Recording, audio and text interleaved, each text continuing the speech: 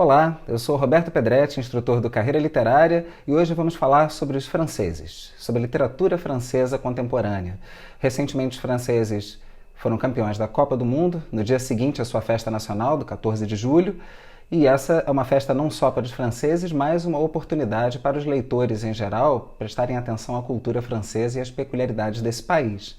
Por isso, vamos falar um pouquinho sobre autores que não são tão conhecidos no Brasil como deveriam, porque aqui, infelizmente, nós temos uma tendência a associar a literatura francesa com uma literatura antiga. Se você for perguntar a qualquer leitor habitual para citar um autor francês de cara, eu acho que o mais longe no tempo que ele vai chegar é Sartre ou Camus, e pode chegar a falar de Flaubert lá atrás, mas pouco vai falar da produção francesa dos últimos 20 anos no país. Então vamos falar um pouquinho sobre a literatura francesa que tem sido produzida ao longo dos últimos 20 anos. Eu falarei de uma seleção pessoal de autores que eu acho que ajuda a compreender não só o panorama da literatura atual deles, como também são autores fantásticos e internacionalmente reconhecidos e que deveriam ter tanto reconhecimento quanto aqui no Brasil.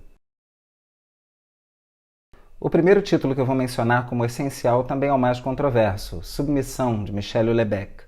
Michel Houellebecq sempre foi muito controverso em toda a sua produção, considerado islamófobo, homofóbico, misógino, mas muitas vezes pelos seus admiradores considerado, na verdade, um satirista, que utiliza todos os preconceitos acumulados na sociedade francesa para falar de um ponto de vista de um conservador e jogar de novo na cara da sociedade todos os seus preconceitos e todo o seu conservadorismo. Submissão se passa numa França futura, na qual o Islã teria chegado ao poder no governo francês. Nós teríamos aí um presidente muçulmano chegando ao poder na França e transformando completamente as estruturas públicas do país. Essa forma de reimaginar uma França islâmica, ela tem tudo a ver com várias previsões que são feitas no país sobre uma invasão cultural, sobre uma deterioração do país, e é a oportunidade para o Houellebecq criar muita polêmica nos seus comentários relacionados a como ficariam as instituições educacionais, de saúde, serviços públicos em geral, se o Islã realmente subjugasse a cultura considerada nacional francesa. O lançamento de Submissão ficou ainda mais complicado, considerando que foi logo depois, no dia seguinte ao atentado à redação do Charlie Hebdo, um dos eventos traumáticos da história recente da França, seguido de um livro extremamente controverso sobre as mesmas questões levantadas pelo atentado. Não houve nenhuma festa de lançamento, o próprio Michel Houellebecq ficou extremamente constrangido com a coincidência de datas, mas isso não preveniu o livro de ser um sucesso de vendas na França e em vários países mundo afora. O Houellebecq é realmente um autor instigante e acho que toda a sua obra deveria ser lida, mas Submissão, pelo seu impacto cultural na França e fora dela, com certeza se destaca. Peixe Dourado, de Leclézio. Leclézio foi ganhador do Prêmio Nobel ainda nos anos 2000 e ele fez um livro fundamental para compreendermos a trajetória da cultura francesa em outros países. Peixe Dourado acompanha uma jovem, Laila, marroquina, e sua jornada para chegar do Marrocos até a Europa, passando por diversos países, seguindo uma rota que meio que analisa a forma como a imigração acontece de países mais pobres de língua francesa até a metrópole. As provações pelas quais Laila passa e que ela narra em primeira pessoa são contadas de forma a termos um panorama mais geral da condição de vida de vários refugiados e vários sobreviventes dessas migrações em países de língua francesa na África. Ler Peixe Dourado é não só acompanhar uma história cheia de altos e baixos e muita aventura do ponto de vista da narrativa, é também saber um pouco sobre a rotina dessas migrações, de pessoas muito pobres que têm o francês como língua mãe, mas que sempre estiveram apartadas do conforto da vida na Europa Ocidental. E Laila nos mostra também, com muita franqueza e riqueza de detalhes, como é chegar à vida adulta, ter até o seu lugar a sol e conseguir algum tipo de reconhecimento, mas ter que lidar com os traumas dessa infância tão terrível que está retratada na primeira parte do livro. Leclézio foi um dos mais célebres signatários de uma famosa carta que saiu no Le Monde em 2007, chamada Pour une littérature monde en français, por uma literatura mundo em francês, na qual vários intelectuais franceses e de fora do país assinaram um manifesto pedindo iguais condições de participação em prêmios literários e de divulgação para autores de outras partes do globo que escrevam em francês, e acabar com o privilégio de autores especificamente franceses para dar vazão à cultura que é produzida em francês em rincões tão distantes da África e da Ásia. Dessa forma, Leclésio, que é um autor que sempre primou por colocar em todos os seus romances viagens para lugares distantes, se consolida como um dos grandes defensores de uma literatura francesa livre e que aborde a experiência no seu idioma em vários lugares do mundo e para várias classes de escritores e pessoas. Emmanuel Carrère e o Reino. Emmanuel Carrère, hoje em dia, é o autor francês mais traduzido fora da França, e O Reino, que é o seu mais recente romance, continua sendo um desafio para os seus leitores habituais.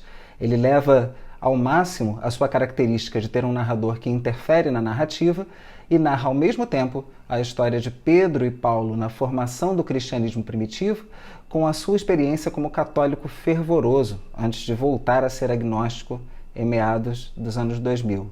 Ele passou por uma experiência de devoção muito intensa, pôde refletir sobre essa experiência e, mesmo sendo agnóstico nos dias de hoje, resolveu recontar tanto a sua experiência pessoal quanto entremear com uma reimaginação do cristianismo no período de Pedro e Paulo. Vocês vejam qual é o tipo de desafio narrativo ao qual o autor se propunha com esse livro. E foi totalmente bem sucedido. O livro é um sucesso de vendas na França, como todos os livros dele têm sido ao longo dos últimos 20 anos, mas tem um toque especial. É o seu livro mais pessoal e, ao mesmo tempo, a sua descrição histórica mais acurada. Foi o trabalho histórico mais detalhado que ele teve a oportunidade de fazer até hoje. É um livro longo, é um livro que demanda bastante atenção e aplicação do leitor, mas com certeza é um livro que traz muitas recompensas e é um dos mais importantes da literatura francesa contemporânea.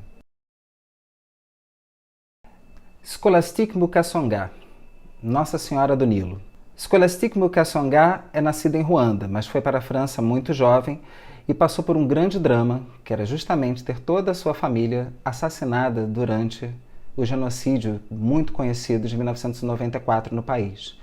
Toda a sua família foi dizimada na ocasião do genocídio e ela já estava estudando na França, continuando a sua formação. Ela nunca mais viu nenhum dos seus parentes e, vivendo na França, ela fez da sua literatura um grande resgate e um grande manifesto sobre as condições de vida em Ruanda, falando sobre o genocídio, abordando a questão das divisões étnicas no país e tornando visível para o mundo como o funcionamento das instituições europeias influenciaram para que esse genocídio eclodisse. Nossa Senhora do Nilo, dos livros da autora que chegaram ao país, com certeza é o mais político. Ele se passa numa escola para moças em Ruanda, a ação é quase toda dentro da escola, nos dias um pouco anteriores à eclosão da chacina.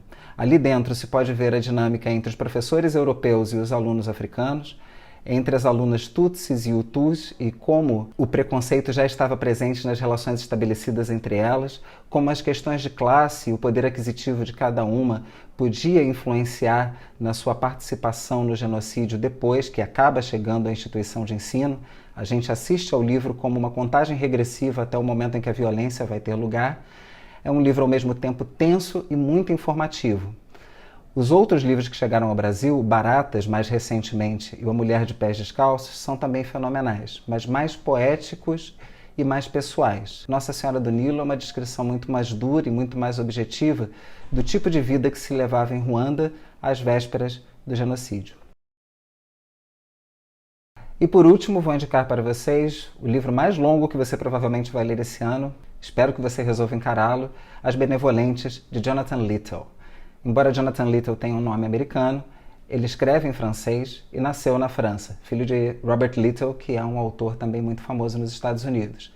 Jonathan Littell ganhou com esse livro o Goncourt, o prêmio mais alto da literatura francesa, em 2006, e foi muito celebrado justamente por sua abordagem extremamente original da violência que o livro encarna. O livro é uma narrativa em primeira pessoa de um oficial da SS nazista que rememora os seus dias como uma pessoa do círculo muito próximo de Hitler, enquanto assistia e participava das maiores barbaridades possíveis cometidas durante o Terceiro Reich.